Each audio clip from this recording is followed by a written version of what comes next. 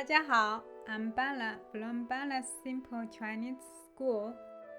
If you are a beginner, intermediate, advanced, looking for HSK study, business Chinese, or simply want to improve your everyday communication, I'm the teacher for you.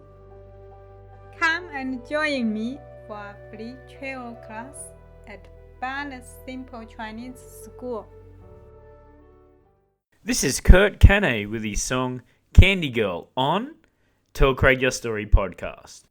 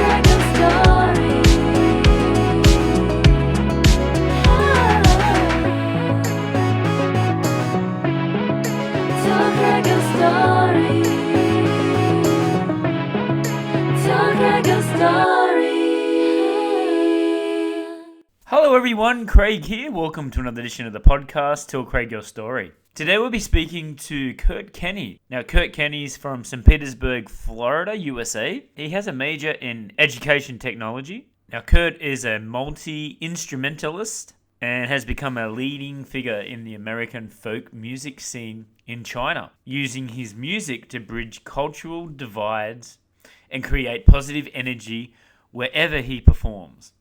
Now, Kurt's sound and repertoire is drawn from traditional North American folk songs, fiddle tunes.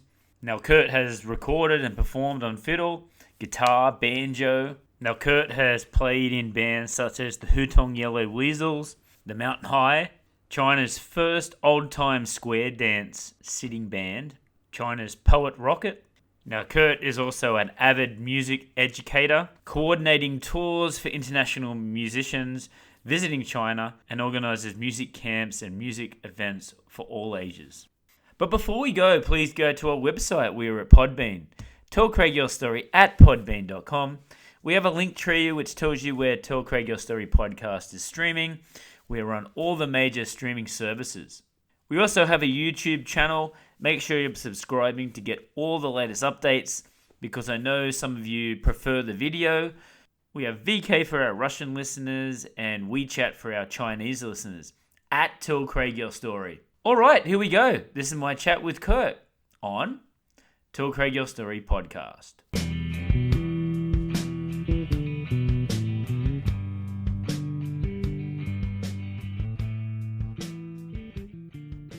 Hi Kirk, how you doing this afternoon? Hey Craig, great to be here. And of all the bad circumstances, the broken foot is a little inconvenient, but I do appreciate your patience in coming all the way to my place. Wonderful. All the way to Pudong. Had a little accident there. You got one foot up on the table there. So I've got my foot raised. It's trying to keep the swelling down. So if I can walk on it a little bit on the heel now, but if I keep it below my heart too long, it starts to swell up like a balloon. So that's not great. So how has this affected your music performing and your teaching? It's affected everything. So mainly because my main day job right now is teaching at a primary school downtown. The broken foot means that I couldn't move. So that means I couldn't go upstairs. I couldn't stand. I couldn't even go anywhere. So the first 6 weeks I was basically just in bed, waiting. Wow. Waiting, trying to work on stuff at home, try to plan stuff for my sub, who was great. As far as music goes, actually, it was kind of good. I couldn't rehearse with my band, which sucked, but I could practice a ton. So, and were you writing new music as well? Writing stuff. Well, you'd be surprised what comes to your head when you're just day after day lying in bed with like a broken foot. So not much motivation. There's. Some weird idea will come in, and then you'll go 3 days with just staring at the wall. But most of the time, I actually spent just practicing guitar. Actually, I think I got a lot better at guitar. My calluses got super thick. There you go. Super thick. Just because every day, doodly doodly doodly doodly doodly doodly doo, noodle noodle noodle, watching artist work videos, trying to study more stuff, and I'm getting fairly advanced now. So I need more people I need more ideas, and more advanced teachers, I guess. For example, on Artist Works, you've got Brian Sutton or something. You can watch his videos, and then you can send a video in of you playing, and then he'll comment and send you a video back about what to do. So that's kind of what I need now. Yeah. And then I need to go woodshed. So it was really good for woodshedding, but it was not good for making money. Not good for that at all. It was good for spending money. Right. We've all been through it, 2020 and this year. So for you, how have you sort of adapted in this sort of period? I think one of the big things in terms of music is just focusing things online, and then also just being okay with the fact that I've got all this time now to practice. Just simplifying things. I mean, prior to the pandemic, I was a performing musician, essentially, and teacher. And then after the pandemic, I tried to keep going as long as I could, and then I just really needed money, and so I decided to get back into classroom teaching because, I love it, but I was trying to kind of avoid it for a long time because I felt like, I'm still fairly young, I should be using this time to really focus on music heavily, and then later I can ease up. But that time, what the pandemic showed me was that this is the time to ease up, actually. So I'm kind of getting back into education and then working those two facets of my identity, I guess, my projects together. So I've got education, music, and then it's a good time to dream. Dream about what you want to do, next. But like you said, it's a good way to reassess and sort of focus on some new goals on what you want to do, right? Yeah. And I think probably all of the musicians of the world got better during this period. Just because we were all forced to sort of sit around and practice and think harder. So, the music of the world is in a way better for, it could have been worse. It could have been the same. But I think the music is definitely better now for all the trouble it cost us. But I think at this point, I'm not that interested in performing. So I'm trying to find ways of collaborating with specific musicians and recording something, anything. I'm trying to find projects that bring groups of people together that I don't have to be involved in it specifically, but I could help organize it. Bringing bands together or students and musicians together, whatever. I'm really interested now in video. So I was interested in video before, but you couldn't, how do I say this? Video is hard. Yeah. Very hard. Podcasting is already like pretty logistically complex. Yes. You know, and time and resources are finite. So, but video just makes it like another complex layer to that whole thing. So I tried to kind of avoid it in some ways, acknowledging that eventually I would have to do it.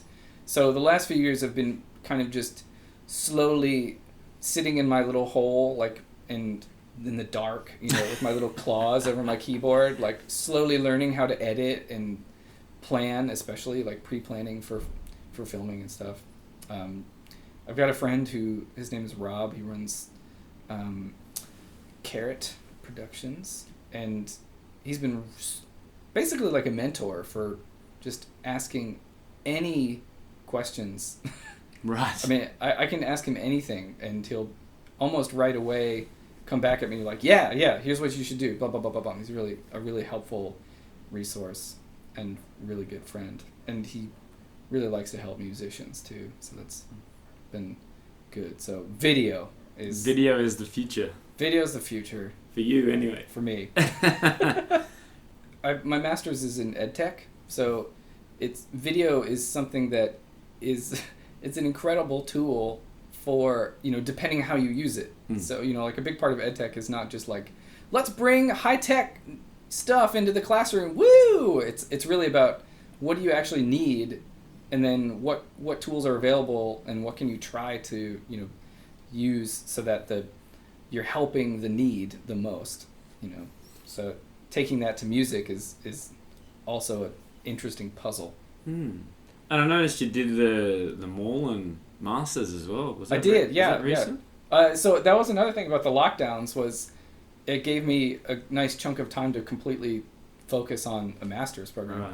I mean, we were teaching online, and in my case, I was pre-recording videos and then sending those in. So, like I said, you know, in my hole with like the claws over it, there was a lot of that. But at the same time, I was doing a lot of work for that program, and it was super interesting because you basically don't think about the kinds of skills that are needed in EdTech. Like, you just think of the tech, right? Right, yeah. But actually, for EdTech, a huge part of it is working with teachers and other educational professionals to, like, just ask to talk to them, building relationships with them, seeing what a school or, I mean, at any level, like, what does the teacher need in the classroom? What does the school need school-wide? What does a district need? You know, all these things. It's really interesting because you're asking questions to people, and then you get this information. You go out and then try to use that information to find more information. Yes. It's almost like, I mean, you're doing a lot of research. You're doing a lot of data collection, surveys, stuff like that. It's not what I expected at all, and I'm glad, because what I expected, I thought was just, like, how do you set up a Wi-Fi terminal for the school, which it kind of is like that too, but you know, the relationships part I think is super interesting.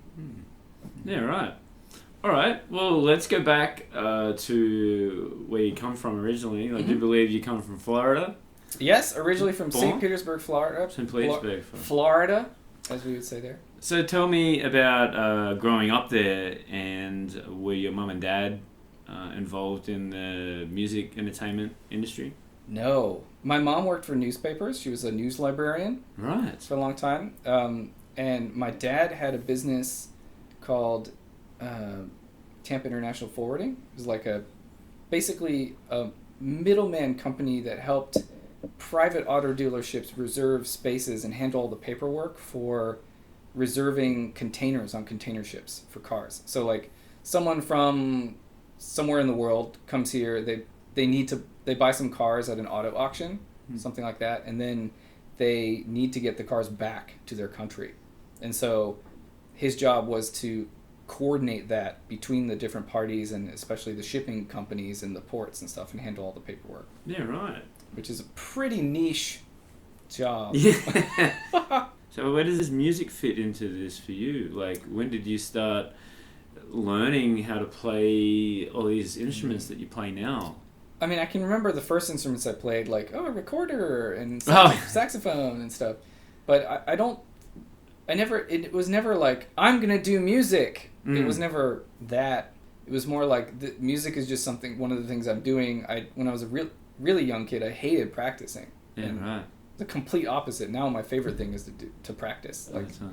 I would much prefer to just be in a little small dark room playing guitar or fiddle or woodshedding or something rather than being on stage. And I think stage has its uses, and especially for connecting and building relationships, but it's just not as personally fulfilling as watching yourself grow, and it's like, oh man, now I can do this. Right. So, and I definitely didn't feel that when I was a kid. Like when I was a kid, I just was like, oh, I don't want to do this, but I also didn't not want to do it.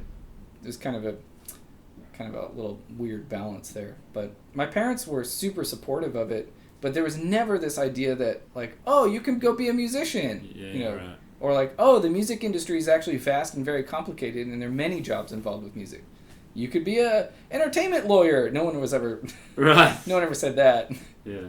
It was kind of understood that I would go and do like a real job. Mm. I appreciate them looking out for me. I don't blame them for it, and I certainly don't blame society, because I think that a lot of that comes from social misconceptions of what is involved with music. Basically, you think, oh, music. The job of music is being a dingy, poor rock musician who sleeps late. That's right. Addicted to drugs. And stuff. The whole cliche. That's not all there is. And in fact, like the most successful musicians I know, like the ones who have been able to do music for the longest, are extremely well organized. Yes. Like they're very personally disciplined, and they are diverse in their range of interests too. Like their music isn't the only thing they do. It's one of the main things they do, but they also do other important things for them and like for other people. And a lot of them are also like into finance or something, because after a while, if you want to sustain yourself doing music, you kind of have to pay attention to your money, right. Otherwise you can't do music for that long. And I didn't reach that point, that understanding, until I think I was in college, or maybe a little after this. I had a roommate who was from Pakistan, and he was a math major, but he played tabla also. Oh, yeah, right. So he was studying tabla, and then eventually he became a math and tabla teacher. And living next to him was incredibly inspirational, informative, influential, all the eyes. Because you would have been able to see his sort of devotion, passion. Also the interconnectedness of two completely different seemingly completely different disciplines. Actually seeing math and music overlaid on top of each other in my face with someone actually playing.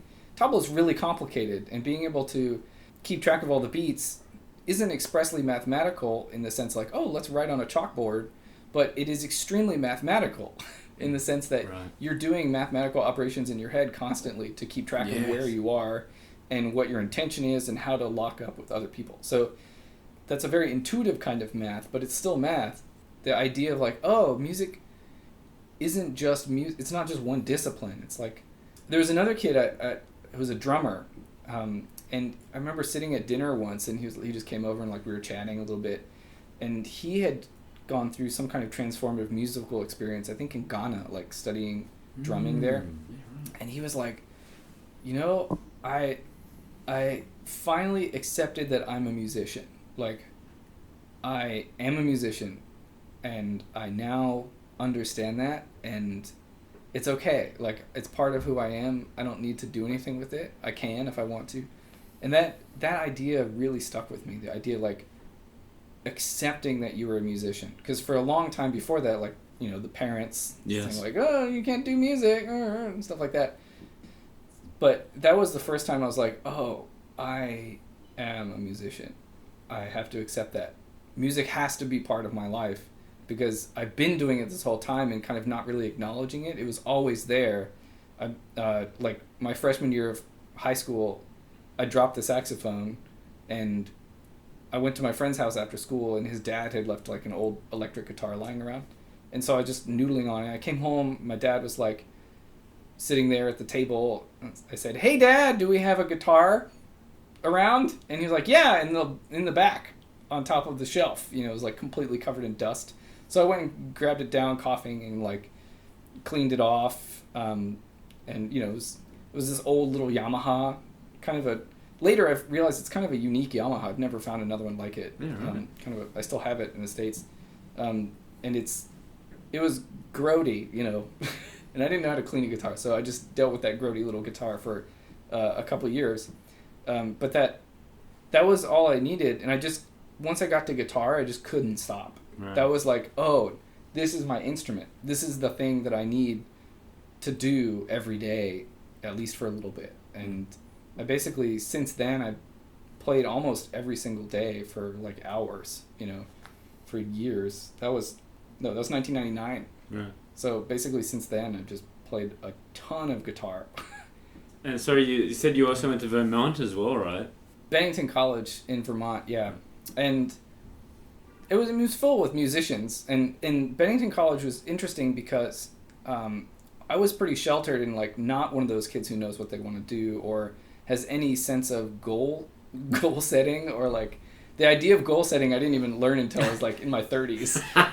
Like I wish someone had been like, hey, if you decide what you want to do, then you can like make fairly concrete steps to get there. Like, yes. Whoa! Oh my God, I can do a lot now. But I was just kind of fumbling my way through, and I knew I wanted to go to Vermont. I knew I wanted to get out of Florida. Not because Florida was horrible or anything. I just like felt this need to go somewhere different, yes. Really far away. So it was like a growing experience, being away from your family? I guess. I mean, part of it too is I went to summer camp in Vermont for 2 years in a row, and that really showed me like, oh my God, like the northeast of the U.S. is incredibly beautiful. Upstate New York, Vermont, that area it's like you go to a forest and you're like, oh my God, I just need to be in this forest. It was kind of like that. I don't know that it was any more complex than that. I wish it was, because then I could make it sound like I have more just getting back to intention nature or something. But it was just like, I just need to be there. And I was fortunate in that some of the schools that I applied to accepted me up there. And so I went there surrounded by a bunch of like very self-motivated and self-disciplined kids. And being in that environment, I think, really helped me start to get to that point where like, oh, I can make choices for myself, and I can decide what I want. But even then, like I remember sitting at graduation and then being like, congratulations, here's your diploma. I'm sitting there looking at my diploma and being like, oh shit, I don't know. What do I do now? What am I going to do now? My entire life has been school. This is like my entire life has been like, you go to school now and that's all you have to do, really. But now that it was done, it's like, oh, okay, I guess from here on out, it's like I actually have to do this. I have to like jump off into the deep end and like take control here. And I did. I mean, I came to China, like that was, but my reasons weren't like particularly clear. It was just like, I want to learn more Chinese. I want to get involved with the music scene in China. That's basically it. Right. Yeah. But why? But what was the fascination about China that drew you there? Did you know people? Was there people living from China in Vermont, or? Yeah, I mean, so my freshman year of college, I was thinking like, okay, I'm going to do Italian, and I went to an IB school in Florida, and we had the theory of knowledge class, and so okay, you learn all these things like philosophy, it's kind of a broad strokes kind of thing, like learn some opera. Yes. Sure, why not? Yes. And so I really got obsessed with the opera. Like I was like, oh damn, I want to like learn more about opera and like go to Italy and like learn Italian and do this. Yes. And then I got to college and was taking Italian classes, and I'm good at language, so I was like doing fine, but it wasn't like guitar, like where it was just like, this is part of me. I must do this. Like yes. I must. It's like this calling or something. It pulls you from your guts, and you're like, ugh, and you don't like. Even if you resist it, it's still gonna rip your guts out. Between the years of freshman and sophomore year, I went to a Chinese program at Middlebury, and I had decided to go to Italy. So I had like already gone through the process of transferring to a school in Italy. Right. But the summer prior to that, I was like, I'm going to do this program, this 9-week program where I only speak Chinese. And I did it. I came out fluent. And after 9 weeks? Yeah, the Middlebury programs are amazing. Where do I sign up? Yeah, they're expensive. Yeah. But it's super worth it. They're really, really good. Wow. They're very intensive. You basically, you go there, you sign a contract that says, I will only speak my target language for, like, depending on the language, it's either 5 or 9 weeks. So how was that? So how was that to start off with? Like, was your Chinese okay when you first started? I knew zero about China. I didn't know anything about China or Chinese. Like, I knew China was a country. How frustrating was that for you about that first week? Zero. It wasn't frustrating at all. It was super exciting. Like, It was like a puzzle I was trying to solve. Or something. It was like, okay. I can't speak anything. That first week or so, they gave you like a little survival Chinese list, and then you go and you learn from your classes, you learn from your peers. You know, there's other kids there who have great Chinese, and you can pick up a lot from them, just like kids in school. Yeah. It's really a very well programmed. It's been around for a long time. So like I'm really proud of that. That was really the first time I spoke a second language. Like I'd studied Spanish, I'd studied Italian that first year, and then I would study some French later too. But like I never any of those, even in Spanish, which I learned from like a very young age, I never actually spoke it fluently as a second language. Well, being from Florida, that you'd have that sort of Spanish connection down. Yeah, there's definitely a lot of exposure there, but I never actually had to use it. Right. Like, we had the class, okay, check mark, done, you know, but in my life, I didn't go out much. I had some friends, you know, and my friends were great. I had lots of great opportunities. I was very privileged and fortunate, but I didn't spend that much time in environments where I had to speak Spanish, so I just never developed that fluency that is subconscious, you know. And Chinese was the first language where I did that, and I think the Middlebury program was a big part of that. Yeah. But because of that, I started to see, oh, this is how you're supposed to do it. Okay, now I feel kind of more confident about becoming fluent in any language. Like whatever I wanted, I could become fluent if I wanted to. Oh, this is what you're supposed to do. Oh, so that was a big eye opener too. Is like, because I got that Chinese, it's like, oh, now I could actually like try and learn other things for real. You know, the getting fluent was very basic fluency, not like right. You know, and I still couldn't read very well. You know, definitely couldn't read newspapers.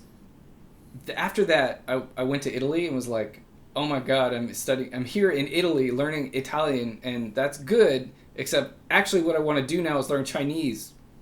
Damn it, you know. So I transferred back to the school and ended up taking Chinese programs there. They had like a very small Chinese department with one professor. But Bennington had a thing with Williams College, which is just nearby, where you could have dual enrollment. So you could take classes at Bennington and a class at Williams College in Massachusetts, just over the border, basically. So I took Chinese lessons at Bennington, I took them at Williams. Yeah, right. And so that was kind of a nice bundle, I guess you could say. Yeah. But after a point, like, I started doing these music classes, and I was taking Chinese, and I realized, oh, Chinese music is super interesting, and music in Asia is super interesting. I was also taking, like, traditional North American music classes, too, and so it's like, oh my God, this folk music stuff is awesome. Like, my dad had me listening to folk music and Motown, a lot of Motown when I was a kid, but he didn't really play. He used to, I guess, play folk guitar of some kind, but when I was growing up, I never saw him play guitar really. And my mom wasn't really a musician either, but she would also listen to every music, basically. Right. Like, we had records and CDs in the house, and it was all like there was always music on, like just always music. And so I got a lot of exposure to different kinds of music, and so there's a musical environment, but not necessarily in musical application outside of school. So once I started putting those two together, like, oh, this is becoming kind of a path that's sort of slowly emerging in front of me. Like maybe I can, in the music library at the school, they had all these great albums. It's a music library, and they had some of the rough guides from China. This was the early 2000s, so right. there wasn't that much of, there basically wasn't very much on the internet about the Chinese music scene.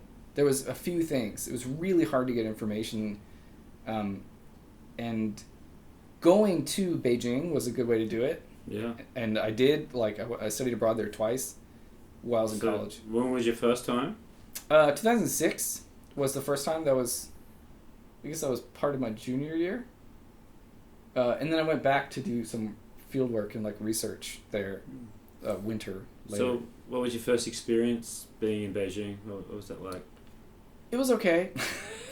I don't know. You know, in retrospect, compared to the later experiences I had there, it was not very good. I mean, it was very insular. Like, I hung out with a lot of, like, other foreign students. Like, but in terms of, like, getting to where I needed to be eventually, it was like a nice stepping stone. Right. And it was kind of a good transition. I went to Capital Normal University, which I thought was Beijing Normal University. When I signed up for it, I didn't realize there was, you know, at the time I remember trying to apply to this stuff, I was basically just doing it myself and trying to figure out, like, how do I get over there? Like, so I did all the paperwork, I got over there, and then I realized, oh, okay, here I am. This is huge. Like, this is, like, really big. This is not at all what I expected from this place. And I knew almost right away that my Chinese was definitely going to get better. Like, just being like, oh, shit, okay, this was the right decision. I don't know what's going to happen, but I'm definitely horrified about how many people are around me right now. Yeah. You know, I spent the first week, I think someone helped me go to Wumei, you know, like the supermarket in Beijing. Oh, right. And I bought some toilet paper. I bought some kind of snacks or something so I wouldn't die. And then I basically just lived for the first week in my room and, like, didn't go out at all. Like, didn't have any friends yet. By the end of that semester, I felt very comfortable in Beijing, but I still hadn't actually really been in Beijing. I hadn't done anything in Beijing, really.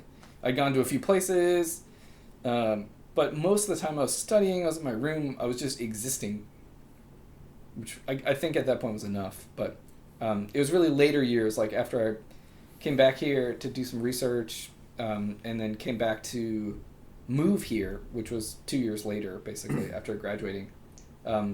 That was when I was like, okay, now I'm actually doing things here. I'm actually engaging with Beijing, with people, with the country, you know, in a more practical way. So getting more connections in the music scene? Well, the music connections took a while. Right. I think just because it was just so obscure about how to find information about it, or like where to go. Like, the best place to get information for sure for me was like the Insider's Guide to Beijing. Like that thing was like my Bible.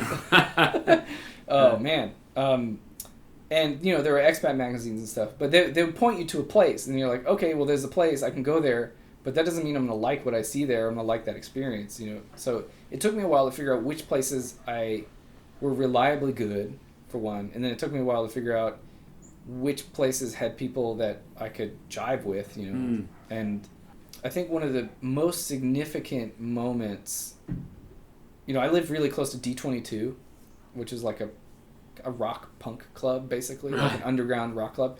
It was really close to Beida, basically. There's also there's a couple other places over there too, but D22 was really good. Like, everything there that played was really good. And being near that was really helpful. That kind of like gave me a lock on, like, okay, this is a direction, this is what I'm getting close to what I want. And I had found some CDs in my library at school. Basically, this guy had come to Beijing in the late 90s, and he'd recorded a bunch of the underground musicians there, like Hang on the Box, Wild Children, 野孩子. 野孩子 now are huge, but back then they were kind of like still kind of tiny. And they had opened a bar, but it had closed by the time I got there, called He, like River Bar. And a lot of the stuff I'd been slowly trying to find information about, because I'd heard these songs. I was like, oh my God, these are really good. Yeah. Like, especially the Wild Children songs. Like, the Wild Children made me want to come to Beijing. They made me want to come here. Wow. So it's like, oh my God, this song is really good. Probably the most important moment of all of that was like when I met Xiao Hu from Ajinai. Now he's in Gaul. But right. he was one of the original. He was the original horsehead fiddle player for Hangai. Do you know that band? Hangai. It's like a Inner Mongolian folk rock. But they basically, he was their horsehead fiddle player for like 5 years or something, and then he got really tired. He just got exhausted, so he came back off of tour and was like vegging out, like super tired. But he would go and jam at this place called Amalal, which is a little lounge, I guess. Yeah. 会所 kind of place. They would have jams there sometimes, like not like a open jam necessarily, but like some specific musicians would come together to jam there, and then people could come listen and like, buy drinks or whatever. And we went to go see this jam with him, and during the break I went up to him and was like, can I ask you something? And he's like, sure. I wanted to know, like, where can I study horsehead fiddle? Like, where can I go? Who can I study with? I love this instrument. And he said, I can teach you. I was like, wow. What? This is before WeChat. You can't just, so yeah. Like, there was just like the little shitty Nokia bar phone. Like, I got his phone number and like texted him. Like, right. So I took some lessons with him for a while, like about a year or so. And we became friends. I started jamming with him a little bit. And that was really, he was my channel into the overall music world. Right. Like, that led to basically everything else. It was like meeting him. And I had met him previously when I was doing research at a bar called Wuming Gaodi. It was like a no-name bar. Nameless Highland, I think is what it was called. And that was he had played there, and I talked to him like during the break too, like about throat singing a little bit, and he kind of remembered that, which I think is why he was like willing to do some lessons. Probably needed money too. Which actually, that reminds me, a really important thing for me musically, like in terms of, I didn't know it at the time, but looking back, like, okay, do you know Genghis Blues? That movie plus album that came out, it was like a documentary. This blind musician goes to Tuva and participates in throat singing competition. But the crazy thing is he found out about it and taught himself how to do it basically by like listening to these like obscure tapes that he found of the Tuvan, a really important Tuvan band. I have it written down here for your 3 biggest influences on your music. Oh, okay. Well, this is definitely for sure one of them. And my friend Nathan, I like went to visit him in Minnesota, and we were just driving around a lake. He showed me around, and we were listening to this. He was like, man, listen to this. I'm like, okay. And I listened to it, like the throat singing. I'm like, okay, what's happening here? It's like, this is one person. I was like, what? And that led me down this like road to interest in musics of Asia, which at the time I'd been really interested. I've been playing guitar for a few years.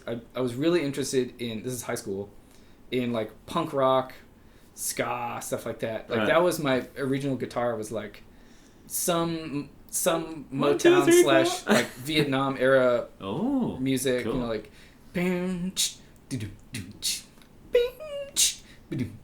there's something that was like the first song I ever learned on guitar. Right. Me First and the Gimme Gimmes, like Sublime stuff. And then that was like, oh, how can I make my guitar sound like that?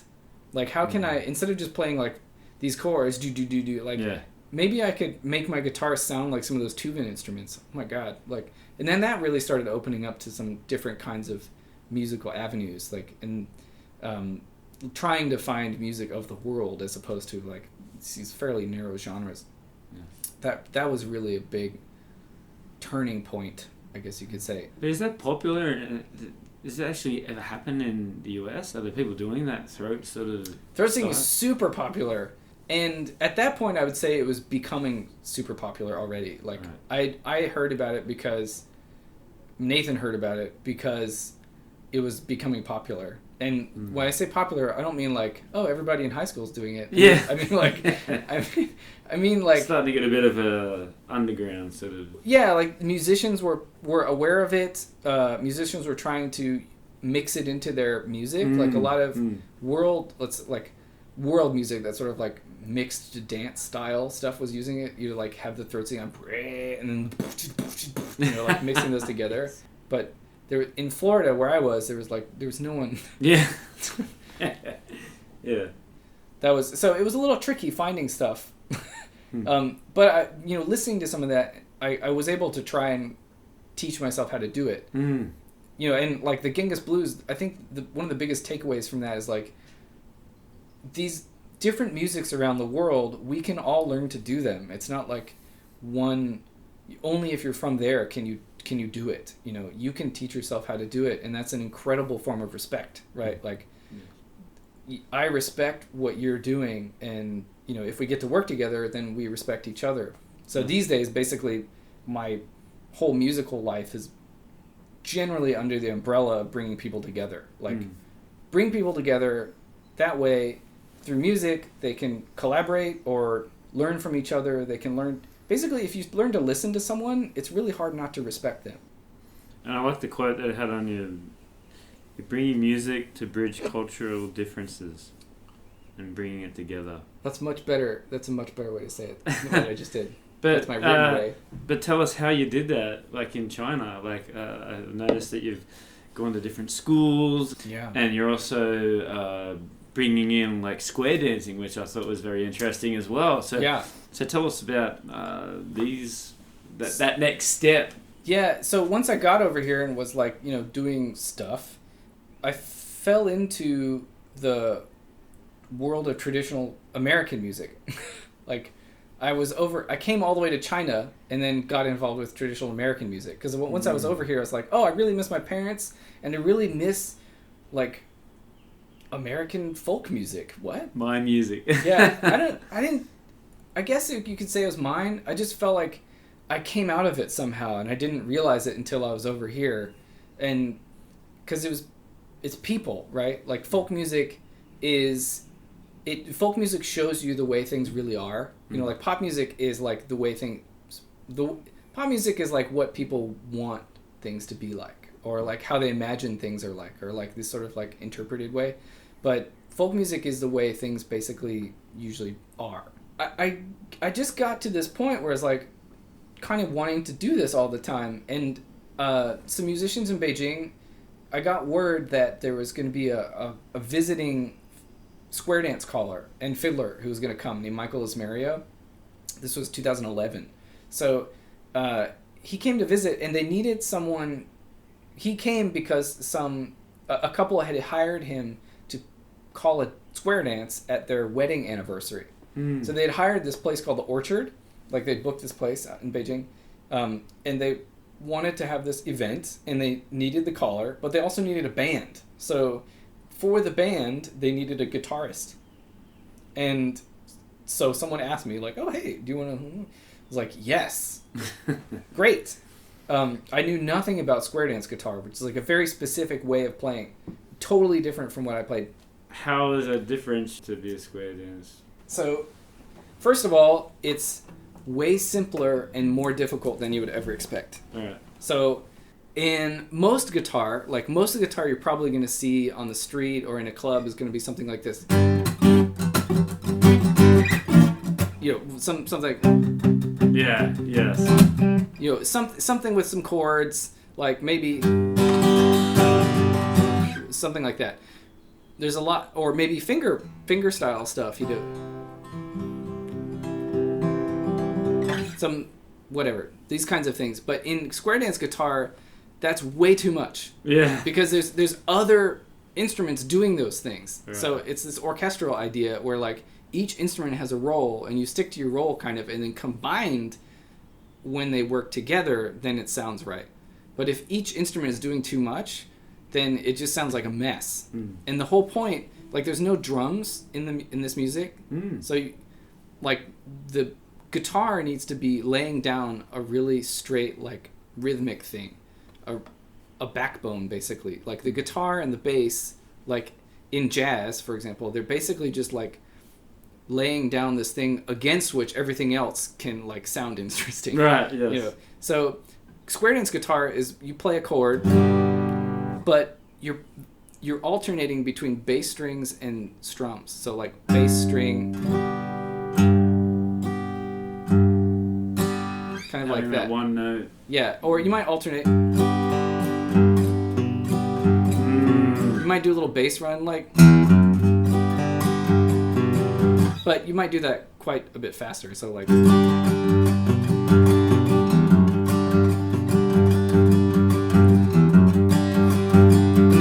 This. Grab your partner by the hand. But each dance is like 10 minutes long. And unlike other styles of guitar where you can, like, release and get that mute, I'm squeezing and letting go here. Squeeze, let go. Squeeze, let go. Yeah. So my calluses, like, okay, not so bad. But for square dance guitar, you need the thickest calluses ever. And during those square dances, we spent 2 weeks practicing and, like, playing gigs around that time and then doing the actual event. We also had a separate square dance in a temple, which was awesome. Wow. Over by the bell tower. So my calluses were so worn that I actually, under one of them, I got a blister, like, underneath the callus that popped, and then the callus came off on the top, so I had, like, this crater in the tip of my finger. It was super weird and extremely painful. After a point, you have to be okay with the fact that you're not doing anything quote unquote interesting. And that, so at first you're like, I want to add some stuff, and then the fiddler smacks you with the bow. It's like, just play chords, you know? Like, no. Yes. You're like, oh dang, you're right. This is the right way. So it becomes this, like, very meditative thing, and you start to really appreciate how athletic music is. You know, like, music is a sport. Like, it is endurance. It's very tiny because you're using your hands. Yes. But you have to be you have to have things in control. You have to sit right if you want to be able to do it right. Like, you have to have your body in a pretty good place. That tabla player I mentioned, he had a great point about being healthy. Like, he would run. He was also a runner. And his point was, like, I need to take care of my body because my body is what does the music. Like, up to that point, no one had ever connected that for me. Like, I never thought about, like, oh, even though I'm making music happening, it's happening through, like, there's the me and my intent, but my body is between me and my intent and the guitar, you know? Like, I do have to take care of this body just as much as I have to take care of the guitar. Like, yes. More so. So things like breathing, how to sit so you have good posture, all of that influences your ability to play longer, and then in a broader strokes, it influences your ability to do music for your whole life. So, you know, around that time I started thinking, like, okay, music is amazing, I want to do music. You know, I had this, like, peace idea, you know, like music diplomacy kind of thing. Like, okay, this is all starting to grow a little bit. I need to, if I'm going to do this for my whole life, you know, Indian musicians, they play until they die. You know, it's not like, okay, you know, it's not about youth. It's about getting better and better and better and better and better and better and, like, more interesting. So you play until you're 99 and then you die and then you stop playing. You're like, the best players are super old. Yeah. You know, that is really encouraging and, like, very relieving in a way, because, like, no matter where you are now, basically later on you'll be better if you keep doing it. And if you keep paying attention and, like, having good habits that kind of generally pool together to make the overall thing, you know, more sustainable, yes, I guess. But basically that band was like, oh my God, I have to play fiddle. Because I was playing guitar, I was like, but fiddle is where it's at. So I took some lessons with Michael, and he went back, and I just got obsessed with the fiddle, like super obsessed with the fiddle. And I would take it with me to class, you know, and then I would play in between classes. if during summer camps, I would take it with me to the hotel room, and anytime I wasn't teaching, I'd be playing fiddle or eating or fiddle, you know. I just got completely obsessed with it. So in October 2012, there was this Halloween gig at a massive conference hall it was like a promotional event for like Cypriot visas, or like, you know, for wealthy people who were interested in emigrating and like, where can I buy a green card?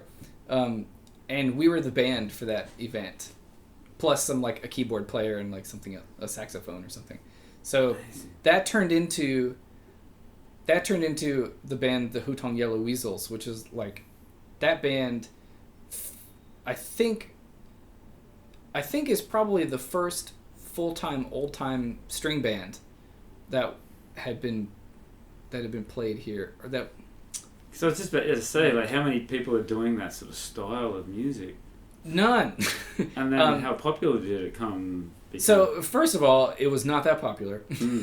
But we did it anyway because we loved it, and people who listened to it liked it. But we weren't that good yet in the beginning. But because the thing that drew us to the music in the first place, and the reason we thought it would be a good idea to do it, even though we weren't that good, was that it's a community music. It's about connecting with other people in person, and I guess online too. But it's about a shared experience as opposed to just like, listen to this stuff, like, come to my show and listen to me, you know, which is fine. But this particular music, it doesn't require virtuosity, and it doesn't require previous knowledge. And I think that's where the square dance comes in, is because the square dance, because we've done these things with Michael firsthand, like how incredible it is to see a group of strangers do a dance and then suddenly be friends. Or just suddenly break the ice so quickly.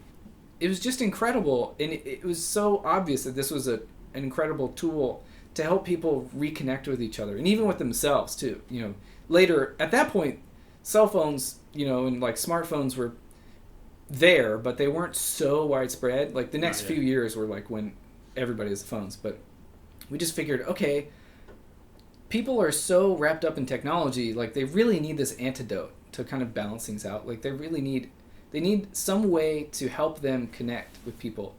I'm shy and I don't like, you know, using up energy to like connect with people necessarily. But if I have an excuse, like a situation where I know my role, you know, if I know what I'm supposed to do in this scenario, then I like, that's what square dance does. It gives you, okay, like, all you have to do is just do this dance. You just stand here, do these things, and you'll have fun and you'll relax, you know. So we started doing that basically in Beijing every week. Right. It started at a little place called the Malty Dog, which was like so tiny. It was like it's the size of my kitchen. Right. Or I don't know, this living room's almost too big for right.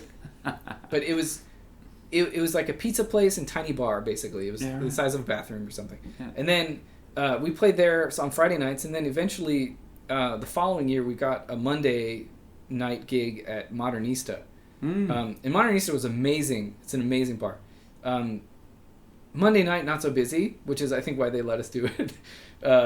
But they were super nice to us and like let us do this thing for about a year, a little more than a year, basically. Every Monday night was like square dance night.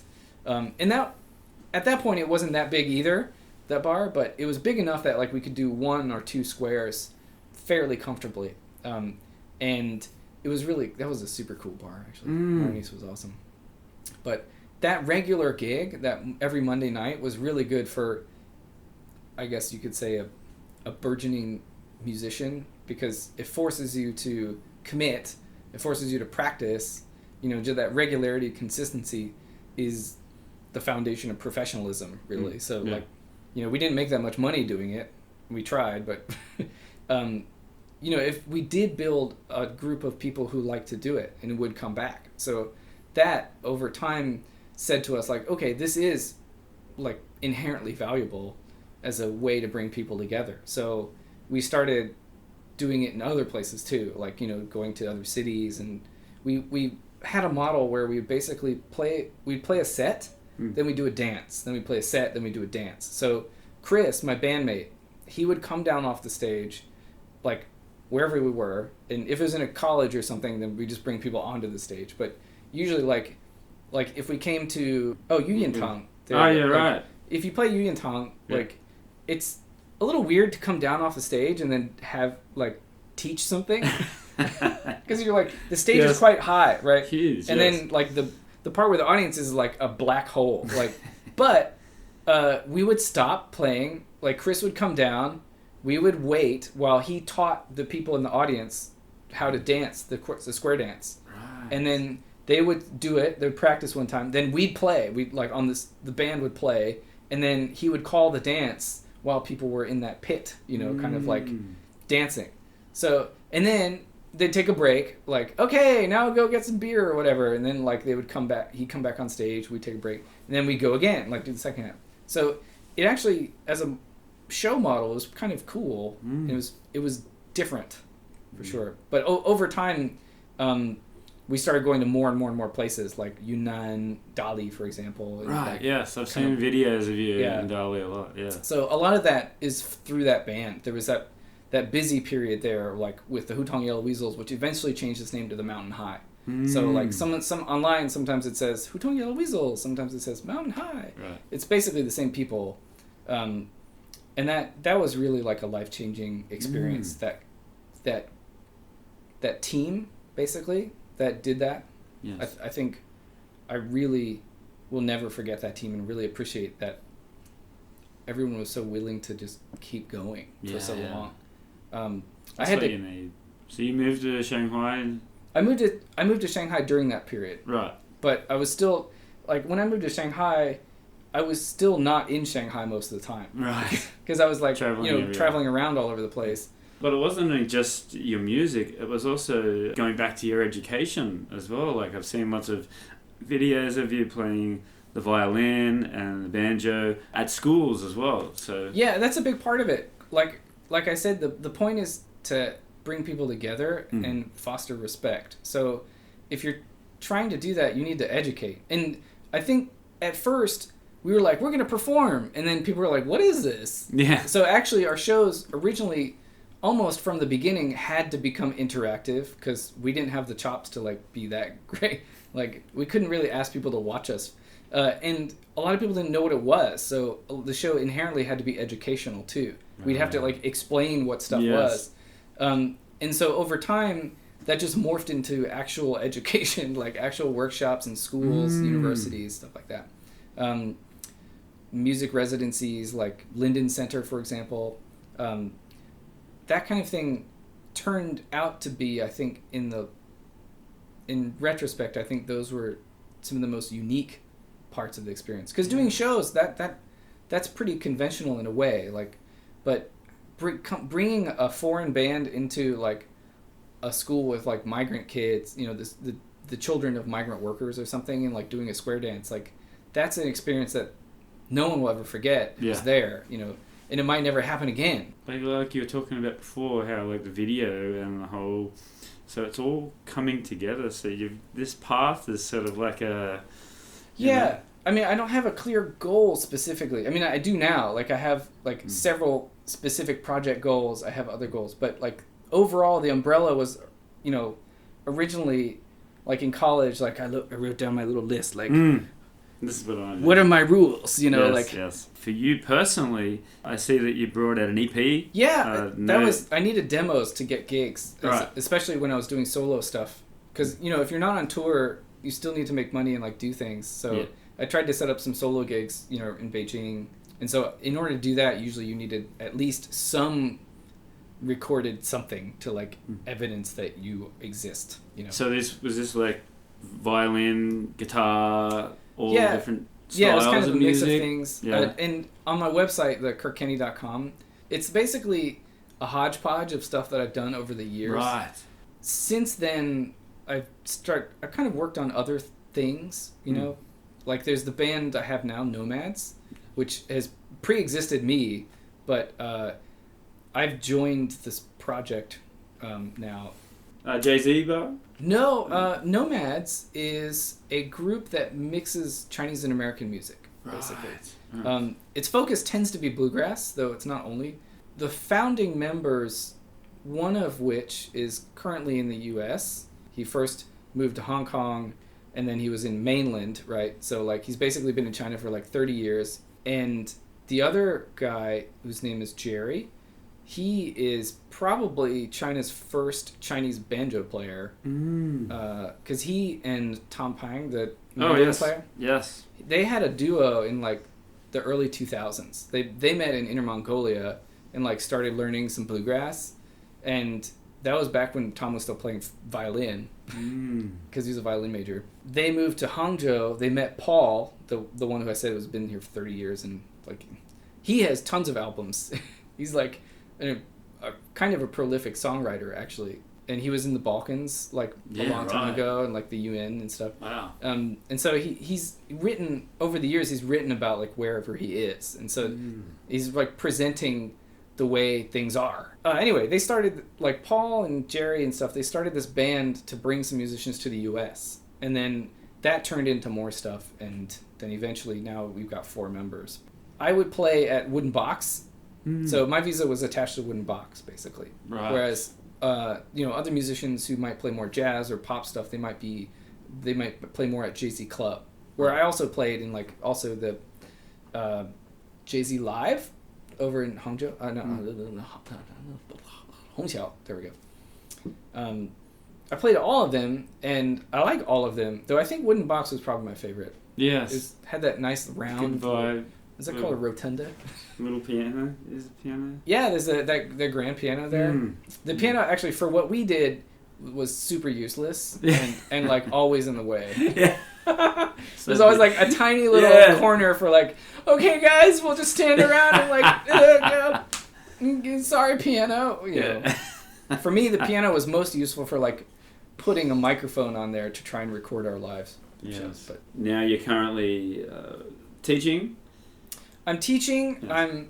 I am performing if there's a show. My most recent show was a wedding.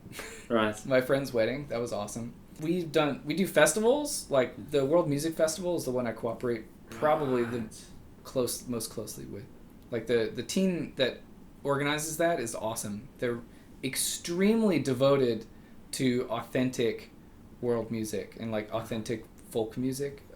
Even this year and like last year, they still were able to like do something. It wasn't necessarily huge, but they can still do stuff in malls a little bit or have workshops. Mindfulness is simply being aware of what is happening right now without wishing it were different. Yeah, and that without wishing it were different part, I think is the key thing. Is like, okay, we know stuff now, but generally we're always kind of trying to get something more, and like maybe it's just okay what we have, but a lot of the time being okay with what we have means just not having a expectation about what you should have, right? So that also means like not having an expectation of the way things should be or the way other people should be. And so I think education is the reason I'm trying to be as involved as I can with education instead of just doing music only, is because I see the two as this really integrated set of tools to get people to the point where they are okay with the way things are and they're okay with other people, existing and talking. You don't look too far into the future, but what are your plans for when this gets better and maybe we can play more music outside? So what is your future? New recordings? And more study? New recordings. I have, there's a Japanese sanshin player from Okinawa that I want to play with. He's coming over tomorrow, actually. We're going to try and record some stuff. Great. I have a friend and former teacher who plays Erhu, who I want to record with. Both of those would be banjo plus like Erhu, sanshin, whatever. So more of those kind of collaborative recordings. I just want to get those out. Like, just do it, get it out. Because at this point, if anything can happen, that's amazing. So even if it just happens once, just get it done. Get it out there. It's like this podcast, like, who knows what tomorrow will bring? Let's do this. I've got a project I'm thinking of writing a grant for that will involve basically making like a music travel TV show. Yeah, right. So kind of like I'm thinking like no reservations, but rather than just focusing on food and travel, it'd be like music exchange. Like, oh, like I'm a musician, let's travel around, like go meet these musicians, and then like of course you can talk about the touristy bits, you know, and the food and stuff, because that's inevitable. But in this case, I think it would be really fruitful to show a foreign person going around China and being really interested in local music because yes, absolutely a Chinese person could do it, and there are definitely way better Chinese musicians here than I will ever be. But why a foreign person? I think because a lot of people are sort of tuned into what foreigners think about China, and China has a wealth and diversity of incredible music that people just have no idea about. Yes. So I'm just basically thinking like, okay, how can I bring attention to all that music, that really rich history and culture that's just everywhere. It's everywhere. Like, and I think people just keep forgetting about it. Yeah. Basically. So those are like some of the big directions I'm heading into. And then personally, like I was saying, you know, taking online lessons with people, like it occurred to me like, oh, actually, you know what? You like Brittany Haas, who is an amazing fiddler. You like Brian Sutton, who is an amazing bluegrass guitarist. These people are actually pretty famous, but you can actually just like connect directly with them and study. Like you don't have to be a stranger, you know, you don't have to be a fan. You can connect directly with these famous people because they all teach. Yes. Like go study with them. They're happy to like take your money and teach you stuff. That's what they want more people to learn about it. The last thing I'll say is like along those lines, I'm trying to put together like a timeline of, I guess you could say, American folk music in China, or like a sort of like engagement between the two. You know, like the Country Roads story, for example, might be on that timeline. Like people hearing Country Roads for the first time, and like now every musician ever has to play it no matter what, you know. And, you know, the people have written about rock music in China, and it's super interesting, but no one's really written about like country music or bluegrass in China. Yes. I just found out. What's the best piece of advice have you ever been given? There was the one I mentioned before, which was not direct advice, but was where the drummer from my school, he said, like, I need to accept that I'm a musician. Like, to me, you know, for some people, that's just all you have to do is just say, you know what, I'm a musician, and I don't have to apologize for that. The other thing is my dad's advice, which I think I have to remind myself of from time to time, which was don't give yourself unnecessary pressure.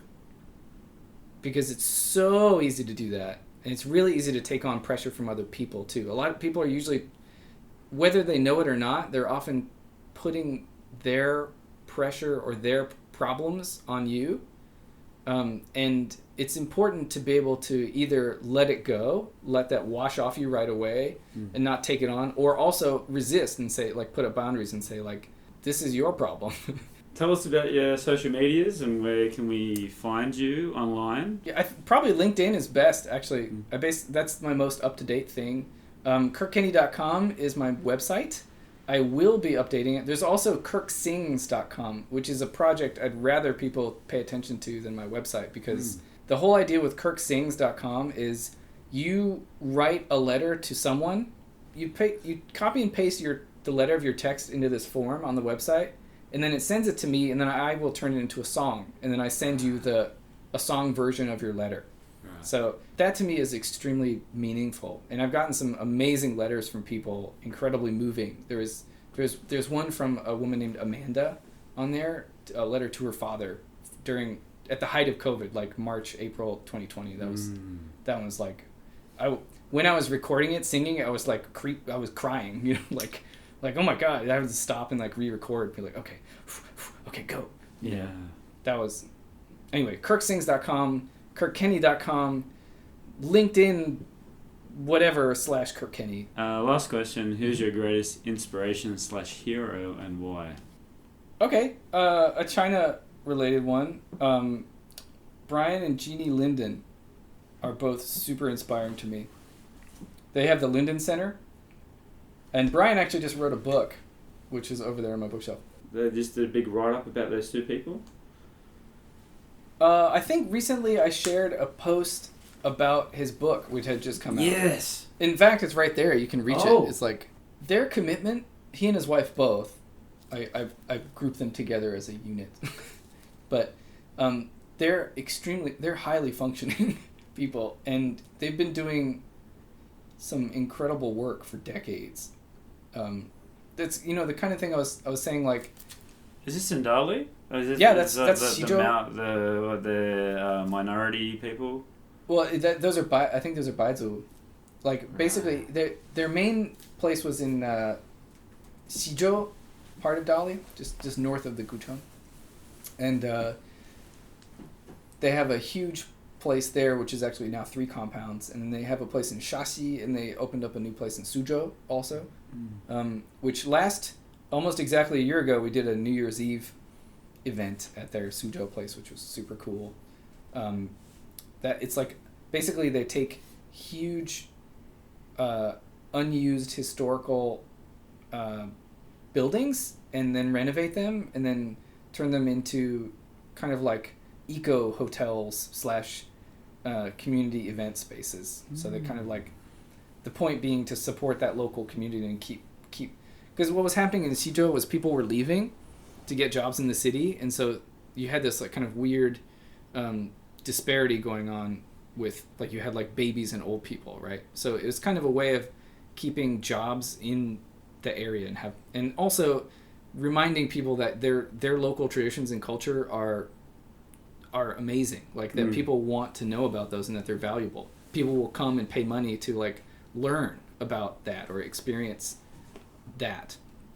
So that kind of gets back to what I was saying about that TV show idea about like a foreigner traveling around and like looking at stuff being like, whoa, it's just another reminder. It's not the only thing, but it's just another reminder that like, oh, you know what, actually my history and culture is amazing. Like, okay, I thought it was stupid because on TV there's a bunch of like pop songs and stuff, like singers like trying to compete with each other, and none of that has anything to do with my like traditional culture. But actually what I do and my history and stuff has value.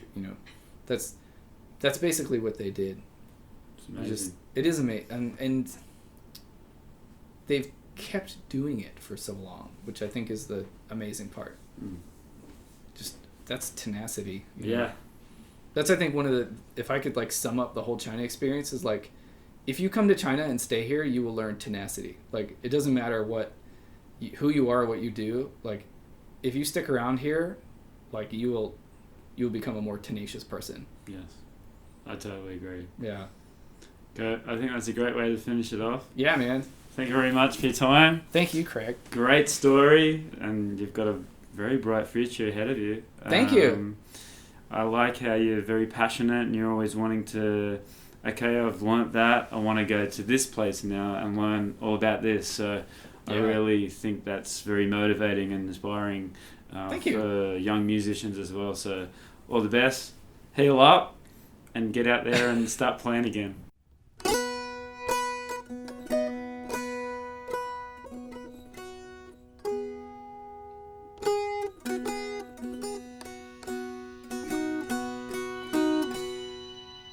Shady little road, my own love. Shady little road, delay. Shady little road, my own love. Bound to leave away.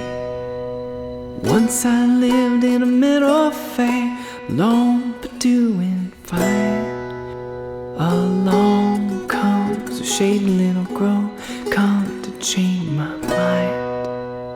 We lived small, but we lived well, doing fine alone our own. Thank the stars in heaven above, we're safe there for a while. Shady little grove, my own love. Shady little grove, delay. Shady little grove, my own love. We're bound to leave away. Long one night, the moon was bright, barely a sound.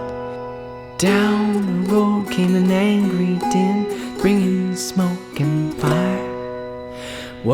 hear the burst of a shotgun blast, window crashing in. No time at all to say farewell. Shady little grove I hear. Shady little grove, my own love. Shady little grove delay. Shady little grove, my own love. You're bound to leave away. Climb down through the old wood latch while I go face the dew. You go away, and maybe someday we'll see each other again. Shady little grove, my own love. Shady little grove delay. Shady little grove, my own love. You're bound to leave away.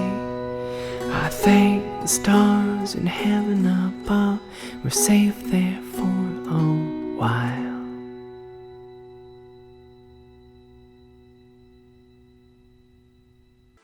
Hi, I'm Nigel the Shanghai Psychic. I can tune into your loved ones in the spirit world, but I can also tune into you, tell you about your path and the choices that you need to make and need to know. I'm currently giving 30% discount on all Tell Craig Your Story listeners. Just use the code Tell Craig Your Story for 30% off your first psychic reading with me online at Nigel the Shanghai Psychic.